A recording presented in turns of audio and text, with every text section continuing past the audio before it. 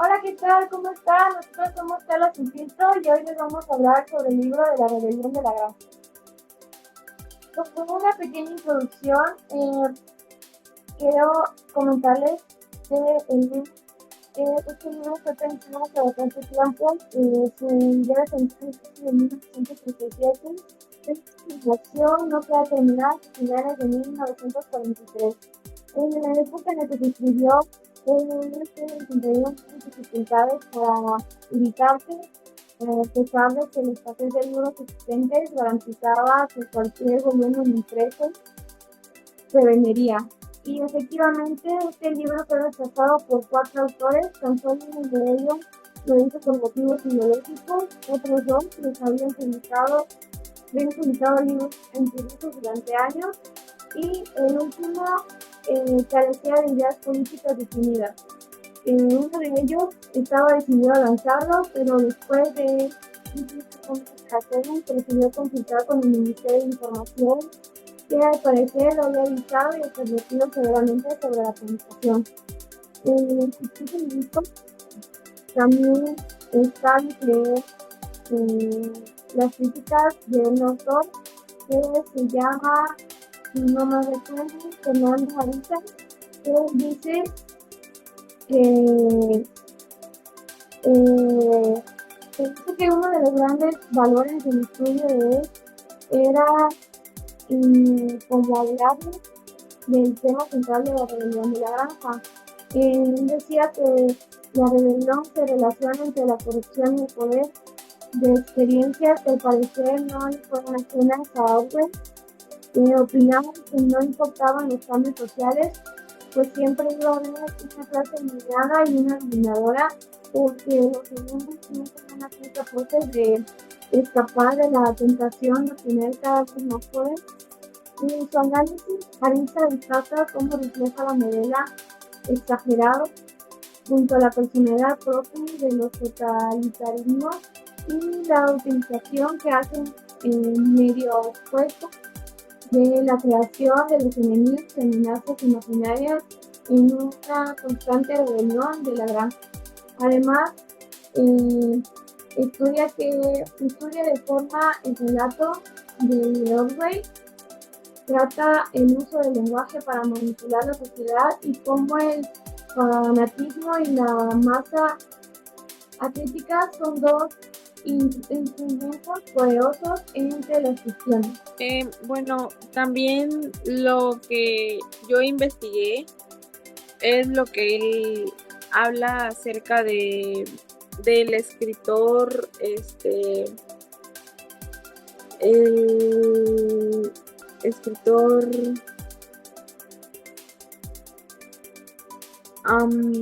aquí lo tengo, el escritor Fernando Ariza. En la investigación que yo hice, dice que el libro relata uno de los periodos más atroces de la historia de la humanidad, el estalinismo y todo lo que lo rodea. Y no solo describe aquellos hechos históricos en clave fabulesca, sino que además de que investiga sus orígenes y los mecanismos proporcionaron el encubrimiento de uno de los dictadores más terribles que ha existido. Eso es lo que asegura Ariza. También dice que es más el libro analiza no una, sino todas las dictaduras totalitarias que han existido, y eso se van convirtiendo en un manual perfecto que se afirma como un sistema dictatorial. Y bueno, no, habla. Di. Okay. No, pues iba a decir de los capítulos, que si quién iba a empezar de los capítulos. Pues no sé, ¿quién quiere empezar? ¿Comienzo yo? Ok, pues yo les voy a dar una pequeña introducción de Orwell. Pues es un libro que impactó mucho a Burnham. Destaca cómo pues la novela es una crítica al totalitarismo y la manipulación del poder. Me parece que Orwell llegó a crear una historia que pues es a la vez simple y profunda, y la forma en que los animales se dejan engañar y explotar por los cerdos es un reflejo de cómo funciona la política en el mundo real. Pues la novela me hizo reflexionar sobre la importancia de la libertad, la justicia y la verdad. Me gustó cómo Orwell utilizó la sátira y la ironía para criticar los regímenes autoritarios. Pues en general creo que Rebelión en la Granja es un libro muy relevante y que sigue siendo importante pues leerlo hoy en día. En los capítulos aprendí que la identidad en la adolescencia no es algo fijo, sino que se construye con el tiempo. Lo que vivimos las personas que nos rodean y hasta lo que vemos en redes sociales influye en cómo nos vemos y pues cómo nos sentimos. Algo que me pareció muy importante es que no tenemos que tener todo en claro. Está bien no saber quiénes somos todo el tiempo y pues porque estamos en proceso de descubrimiento. Lo importante es no dejar que las demás personas decidan por nosotros y pues Napoleón se vuelve cada vez más autoritario. Y bueno, quería también yo dar mi punto de vista sobre los capítulos 7 y 8. Uh-huh. Pues bueno, de lo que me acuerdo es que, bueno, en el 7, si no me recuerdo, pues la granja empieza primero por un invierno, que luego empieza con no hay comida y pues los animales empiezan a estar débiles, el cual pues ellos empiezan a seguir igual, empiezan a seguir trabajando y todo esto, y ahí empiezan a hacer la reconstrucción del molino, pero ya después vuelve a ser destruido otra vez. Y pues en medio de todo esto, otra vez las gallinas se vuelven a rebelar, ya que pues no quieren seguir entregando sus huevos para que vendan a los humanos. Y esto Napoleón les da una respuesta, en el cual empieza a quitarles la comida. Y pues esto da a que varias gallinas empezaron a morir de hambre. Y pues obviamente esto marca un antes y un después, ya que ahora el miedo pues empieza a invadir en la granja. Después de esto viene algo aún más peor, ya que pues empiezan a hacer falsas confesiones, como algunos animales que empezaron a hacer crímenes que cometieron, y pues Napoleón empieza a dar una orden de ejecución, en el cual empieza a matar a todos los animales enfrente de ellos, y en eso se empieza a romper ahí la idea de que todos los animales eran iguales y pues eran una carnada para los humanos. Y pues por primera vez los animales se sentían aterrados. Y ya por lo que me acuerdo, en el capítulo 8, ahí Napoleón empieza a sentirse como el dictador absoluto, ya que pues empieza a vivir separado de los demás, empezó a rodearse de guardias y todo eso, y él mismo se empezó a proclamar como el líder supremo. Y pues esto poco a poco va haciendo un cambio en las reglas que él mismo escribió en las granjas. También un ejemplo que acuerdo era que él decía que ningún animal matara a otro animal, el cual esto ya después empezó a cambiar y decía que ningún animal matara a otro animal sin causa justificada, el cual todo esto se empieza a manipular pues para ser justificado a lo que él estaba haciendo. También recuerdo que aparece un tratado con un humano llamado Frederick, el cual pues esto resulta ser una trampa, ya que pues él engaña a Napoleón y pues empieza a destruir, él destruyó el molino con dinamita, y pues todos los animales, los que habían trabajado para construirlo, pues obviamente volvieron a quedar en ruinas. Y también recuerdo el caballo que se llamaba Boxer, que él era pues el que más trabajaba, el más que querían, todo eso. Y pues aún así, a pesar de que destruyeron el molino, él quiso seguir trabajando y seguir esforzándose, pero pues obviamente ya no lo obedecían, y pues eso empezó a ponerlo triste y todo eso, ya que pues todos los animales, aunque ya no tenían tanta libertad, aún ellos creían que podían seguir luchando por su libertad. También algo me dejó muy impactante fue en sus capítulos, ya que pues sí eran un poco fuertes, pues mostraban cómo su poder corrompían. y por aquello tanto que luchaban, al final ya no lo podían volver a solucionar. También es como los animales, todos ellos empiezan a vivir con miedo, empiezan a ser manipulados y pues están confundidos. Y pues Interesante tu capítulo, ya que, como dices tú, en algún momento ellos se dieron una promesa de no matarse entre ellos, y cuando eso desaparece es como que ellos traen ese rencor y dicen, pues si tú lo hiciste, ¿por qué nosotros no? Entonces ellos empiezan a matar entre sí mismos y creo que es algo entre fuerte y Yo voy a hablar sobre el capítulo 3 y 4. Como sabemos, la historia empieza con una rebelión animal donde los animales se cansan de John, su dueño, y lo corren de la granja. Al principio parecía ir todo bien, trabajaban mucho para su cosecha de heno, pero pues fue algo pesado por las herramientas, ya que estaban fabricadas para humanos y no para animales. Pero los cerdos encontraron la forma de cómo usarlos. Después de la cosecha todo iba mejor, había más comida porque ya no había humanos que se la comieran, tenían más tiempo libre, aunque a veces se batallaban algunas cosas, como en la cosecha de maíz. Ahí es donde Boxer, el caballo, era súper trabajador y se lució, y ahí es donde todos admiraban por todo el esfuerzo que hacía y el que realizaba. Pero lo interesante es cuando los cerdos empiezan a tomar el control y se quedan con toda la leche y las manzanas. Supuestamente ellos era para su salud, que necesitaban estar sanos para dirigir la granja. Así que usan a Skyler, otro cerdo, para convencer a los demás de que eso estaba bien. Además, también había otro animal que no trabajaban tanto, como Molly, la yegua, que siempre se escapaba, y la gata también, que era medio floja, siempre se la arreglaban para no hacer nada. Benjamin, el burro, era todo lo contrario, él sí trabajaba. Él dijo algo que a mi parecer me dejó pensando, porque dijo que los burros viven mucho tiempo, pero que nadie había visto a un burro morir. Hay otras cosas importantes, por ejemplo Snowball, que también hizo un comité para mejorar la granja, como clases de lectura y escritura, pero pues esto no funcionó, así que metió 7 mandamientos, que dijo que a 4 patas sí, 2 patas no, pero que para que todos entendieran, aunque los animales con alas no lograban entenderlo bien.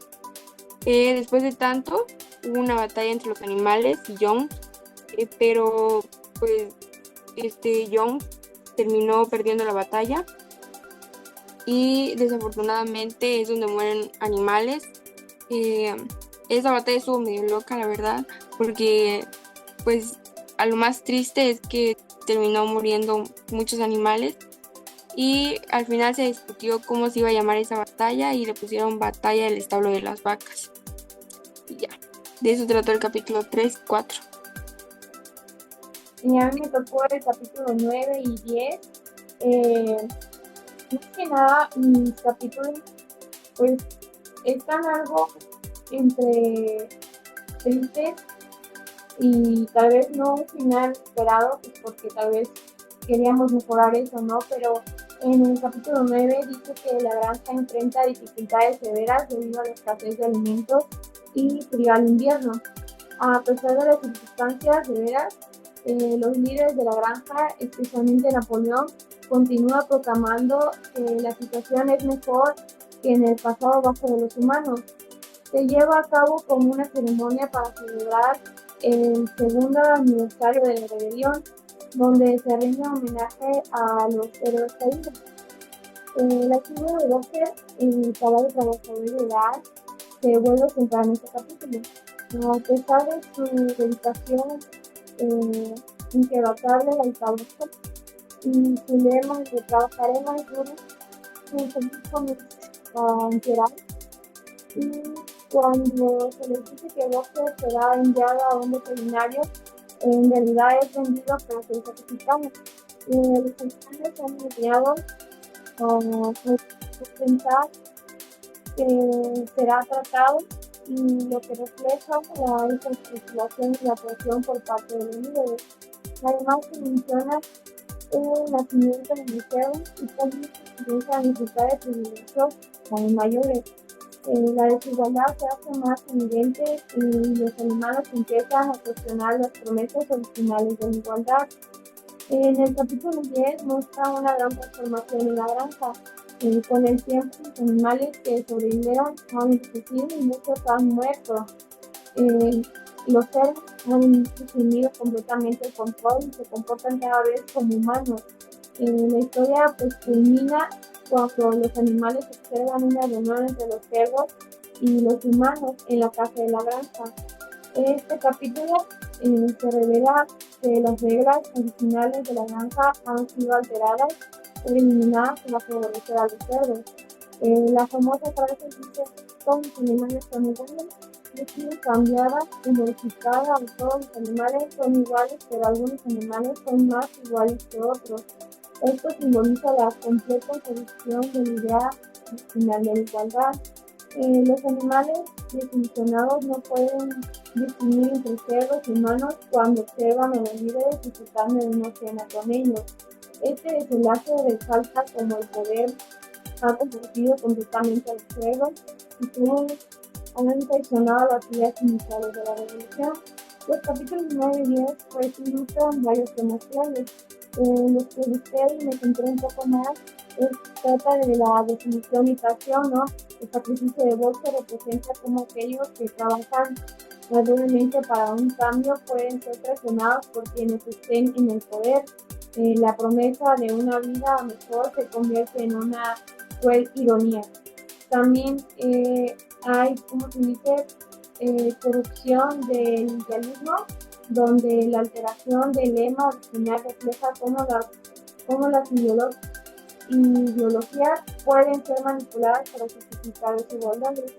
Los cerdos han traicionado a otros animales y no también sus propios ideales iniciales. Como último, también está el ciclo del poder. El final del libro muestra que aquellos que luchan por el poder pueden terminar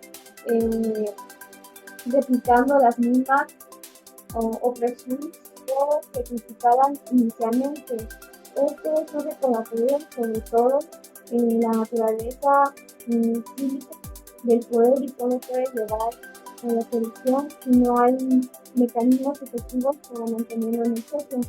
En conjunto, estos capítulos enfatizan las lecciones sobre la vigilancia política, responsabilidad social y el privilegio diferente pueden dejar que unos pocos acumulen demasiado poder sin rendir cuentas. Me parece la frase que les comenté que dice que todos los animales son iguales, pero algunos son más iguales que otros. En la obra, esta frase ilustra la hipocresía y la corrupción del poder, mostrando cómo los líderes pueden manipular la idea de igualdad para justificar privilegios y desigualdades entre diferentes grupos. Es una crítica a los regímenes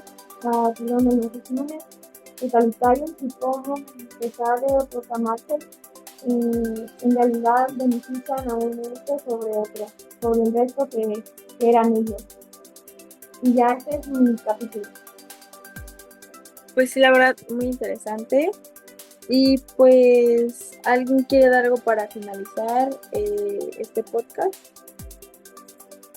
¿Quieren dar alguna crítica?